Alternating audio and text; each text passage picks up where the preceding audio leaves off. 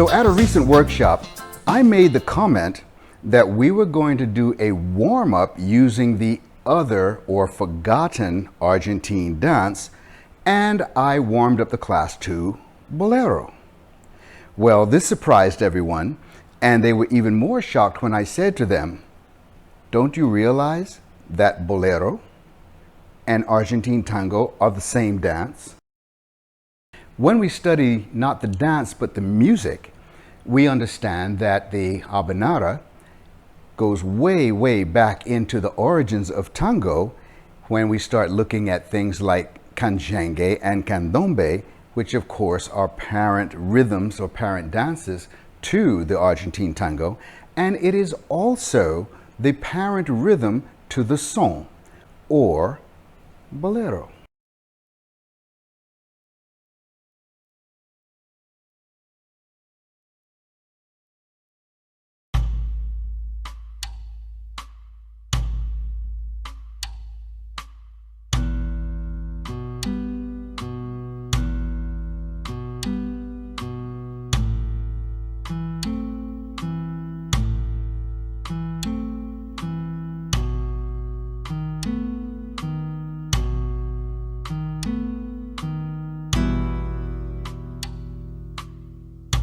So when we start talking about natural movement and how to dance to these rhythms, then we begin to better understand how these two dances are actually quite related.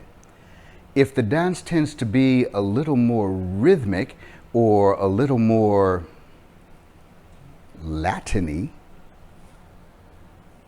then we tend to dance bolero. If the dance is a little more melodic or even has a little bit of trapié, then we tend to want to dance tango. So we're going to call this video DKXL. Now the XL isn't going to stand for extra large, it's going to stand for extra learning. So here you go, how to mix your bolero and your tango. Well, in the tango, you know, we have the whole dance based on walks. Walking and finding middle, and creating and taking space. So I will either walk into the girl without taking space, or I will walk into her and take the space, thereby creating something else.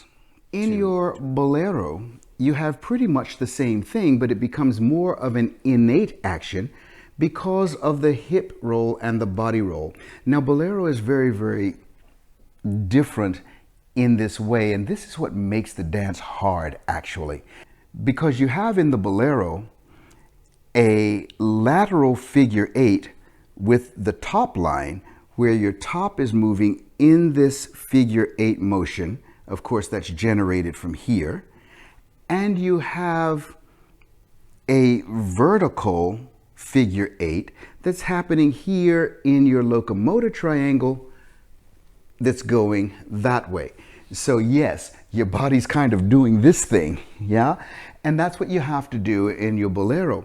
So the movement then to dance this becomes a little more innate in the bolero, and it allows us to step into the lady without interfering.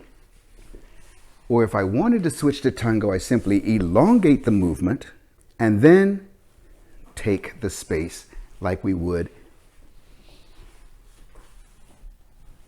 in a tango. Let's look at the basic steps themselves. Let's take, for example, the walk and cross from tango and the basic side cross from bolero.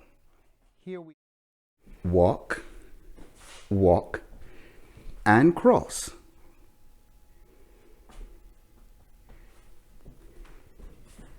Side from bolero, where the lady would cross again. Doesn't it look like tango? Now, because of my body lead, remember the figure 8s, the lady now gets the feeling that we want to continue in the bolero. Now, if I wanted to go back to the tango, because I don't do a figure 8, I simply walk the lady into the step and resolution.